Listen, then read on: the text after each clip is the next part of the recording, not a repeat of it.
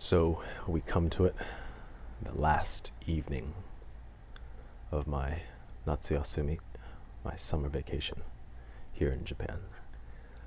I'm celebrating with a little bit of convenience store Haagen-Dazs ice cream, flavor of rich milk, or ri- Richi Milk. As you can see, my laundry is above me. We have to dry our laundry like this, you know.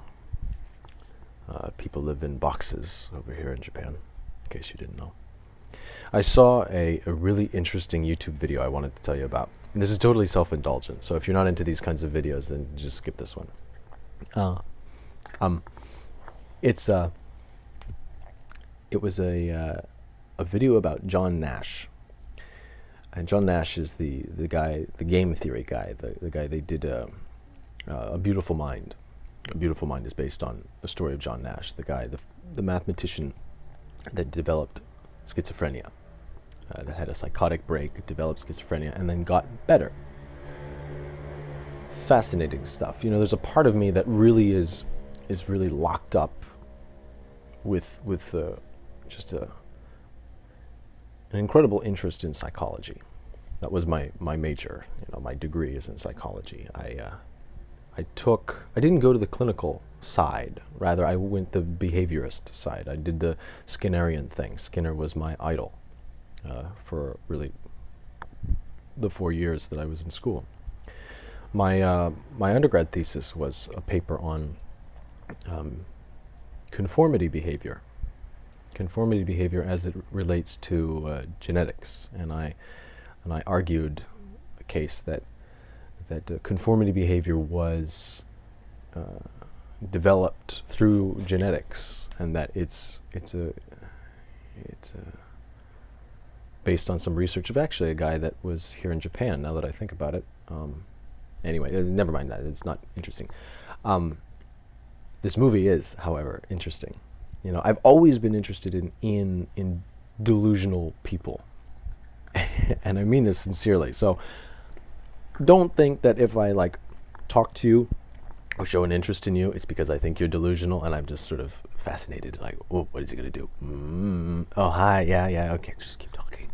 No, I haven't done this for a while, but when I was younger, I was really interested in a lot of different online groups that dealt with New Age kinds of topics, occult kinds of topics. I was even part of a Jedi group. I've never considered myself a Jedi, but I thought these people were really interesting. It's just these different perspectives, that what's similar, what's too much, that you could just leave at home, you know, what needs a little bit of work, you know, what are their neuroses, what are their psychoses, these sorts of things. And actually, one of the reasons I wasn't real active with my YouTube channel was because I was fairly active with this Jedi thing, which is the most recent thing. That was actually just this year.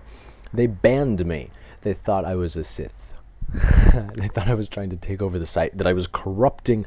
See if you've ever heard this before, that I was corrupting the people on the message board is all that it amounted to. It was just a message board of these people would you know, post avatars of themselves in their robes and their lightsabers, and they did the real thing. They thought it was a real religion, and they practiced it as such, and so on. And I, being a person that questioned them rather religiously, no pun intended, no pun, it's completely intended, pardon the pun though, they found me to be a Sith, and they banned me. And so I this is all I had left, was my own channel.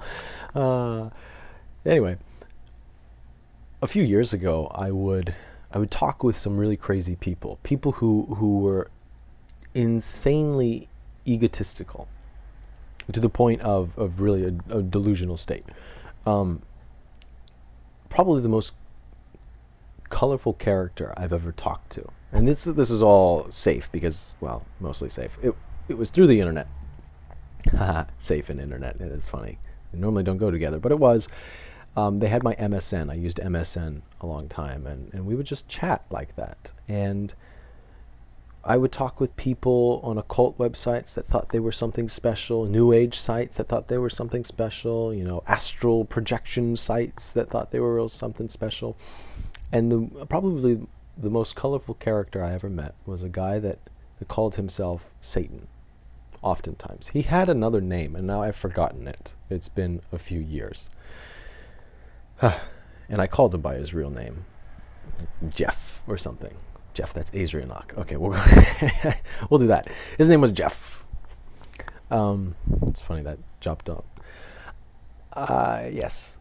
And he told me one night, he said, Jonathan, this is after I established a rapport with him, and he felt real comfortable with me. He sort of latched on to me.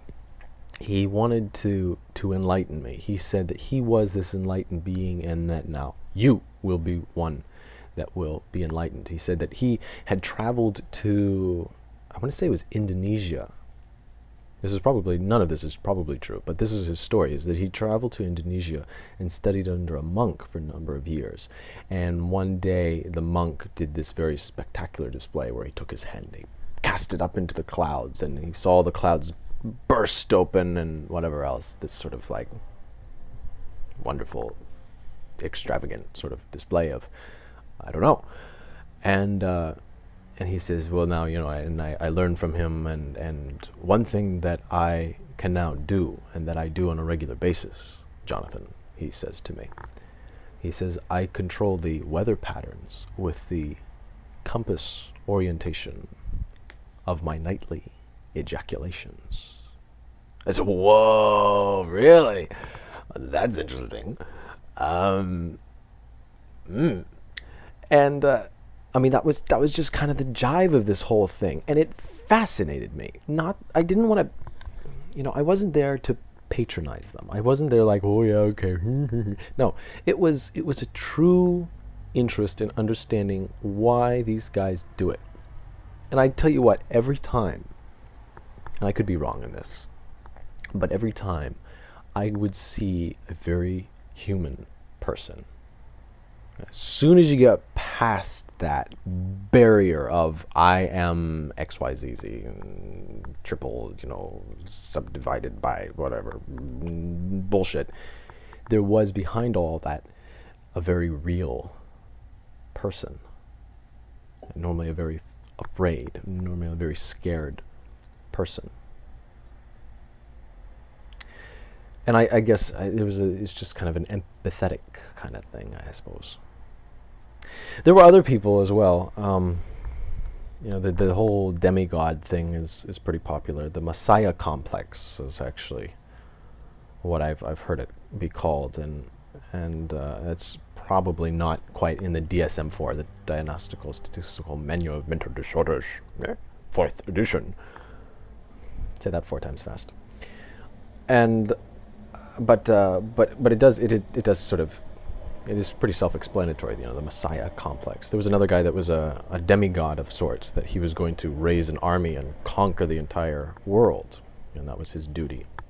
And he and I talked for a great amount of time, and there were other people that were, they would talk to me and then they would have to leave because they got these itches from the aliens that were trying to hack into their soul or their mind or something like that.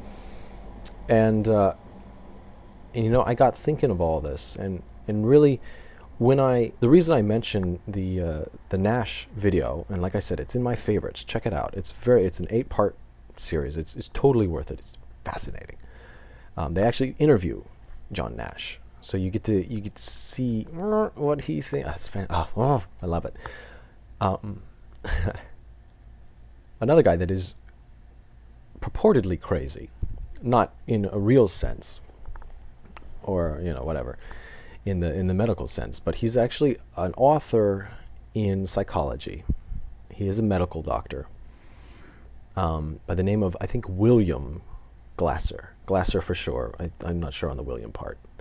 And he does this thing called choice theory, or he's known for this thing called choice theory, which is basically supposing that every mental illness that isn't developmental, like developmental retardation or something like that, but every mental illness, like schizophrenia or paranoia or neurosis of any kind, any of these kinds of things, are actually chosen. They occur through volition. That it's a kind of escape for people. That if you go nuts, people treat you different, and that you get your needs met. And it's a matter of choice. And that to get out of it is a matter of choice as well. Interestingly enough, that is precisely how John Nash himself describes his illness. He says, it's not just suffering. He says it's a kind of escape.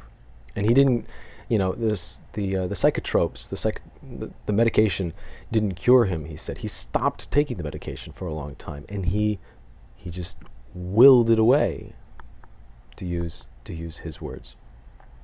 Fascinating stuff. So anyway, I'm running quickly out of time. Haagen-Dazs ice cream. Don't miss me too much. It'll probably be just back to the one video a week because of work. And check out my favorites. It's called Brilliant Madness. See you guys.